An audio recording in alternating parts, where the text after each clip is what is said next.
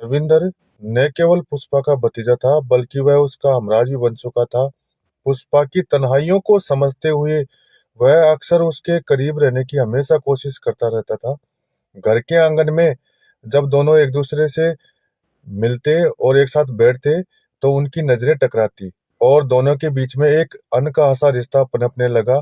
दोनों की मुलाकातें गहरी होने लगी और उनकी बातों में गहराई आने लगी थी।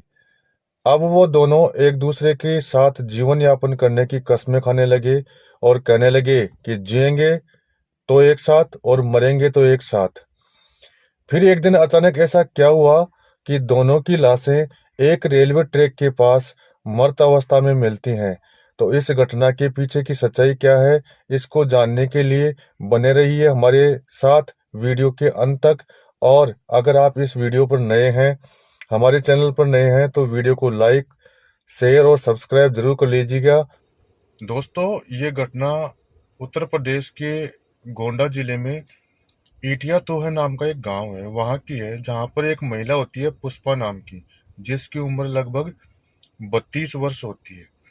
और वह अपने पति और बच्चों के साथ अपना जीवन बसर बिल्कुल अच्छे तरीके से कर रही होती है, खुशी खुशी जीवन यापन कर रही होती है।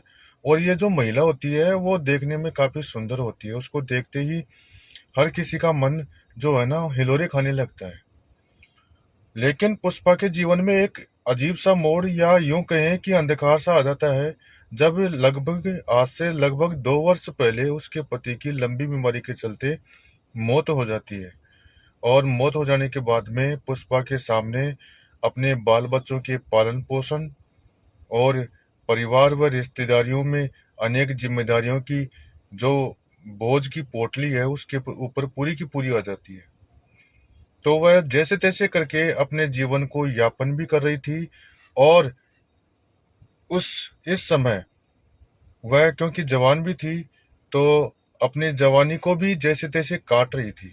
लेकिन पुष्पा के पति जो है ना, उनके बड़े भाई हैं, जो रिश्ते में उनके जेठ लगते हैं, उनके एक लड़का होता है।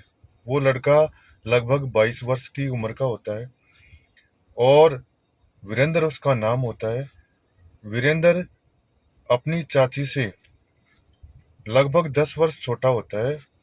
10 वर्ष छोटा होने के साथ साथ, क्योंकि उसकी उम्र भी लगभग 22 वर्ष थी, तो वो भी जवान हो गया था। तो जब भी वो अपनी चाची को देखता, तो उसके मन में एक ख्याल आता कि क्यों न चाची का सहारा बना जाए, क्योंकि चाची अभी विधवा हो चुकी थी, जवान भी थी। तो उसके मन में चाची को देख करके हिलोरे उठने लगे। वह जब भी चाची के सामने आता तो एक अजीब सी नजरों से उसे देखने लगता है, और चाची भी धीरे धीरे उनसे नजरें मिलाना शुरू कर देती है। धीरे धीरे बातें होने लगी, एक दूसरे के नजदीक बैठने लगे। नजदीक बैठने के साथ साथ प्यार का इजहार भी करने लगे। धीरे धीरे बातें बढ़ती गई, उनमें एक अपनापन सा, एक नयापन सा, एक गहरापन सा हो गया। उनकी बातें गहरी होती चली गई और दोनों प्यार में पड़ जाते हैं। अब दोनों एक दूसरे के साथ जीवन यापन करने की कस्में खाने लगते हैं, एक दूसरे के बिना न रह सकने की कस्में खाते हुए अपने प्यार को अंजाम देते रहते हैं। वो कहते हैं ना कि जहाँ कमल खिलता है, जहाँ गुलाब खिलते हैं, वहाँ कांटे जरूर हो जाते हैं।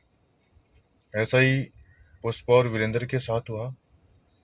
जब दोनों के रिश्तों की बातें परिवार व आसपास के लोगों ने देखी, महसूस की, तो उन लोगों ने विरोध जब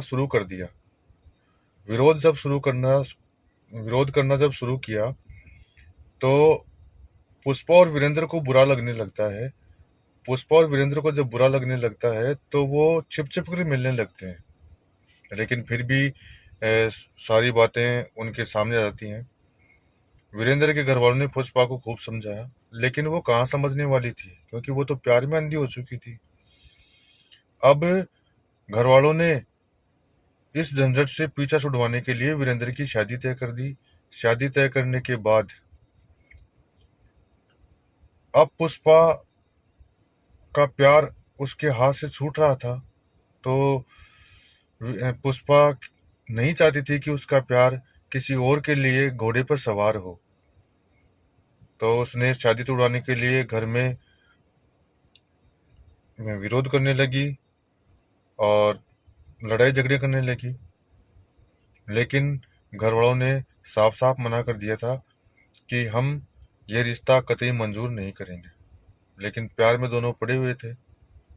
एक दिन वीरेंद्र और पुष्पा दोनों घर से दोपहर निकल जाते हैं और रेलवे ट्रैक के पास जाकर के क्रॉसिंग से गुजरते हुए दोनों ट्रेन के आगे कूदकर अपनी जान दे देते हैं और अपनी जीवन लीला को समाप्त कर लेते हैं।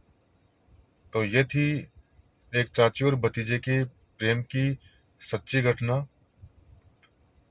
जिसकी जिद ने एक मासूम की जान तो ले ही ली, साथ ही दो बच्चे जिनको बेवजह ही यतीम बना दिया गया।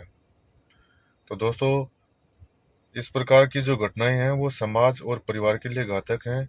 इनसे दूर रहकर ही जो है ना जीवन यापन किया जा सकता है, बिल्कुल शांति से। तो ऐसी घटनाओं से बचने के लिए इनसे सतर्क रहिए। धन्यवाद।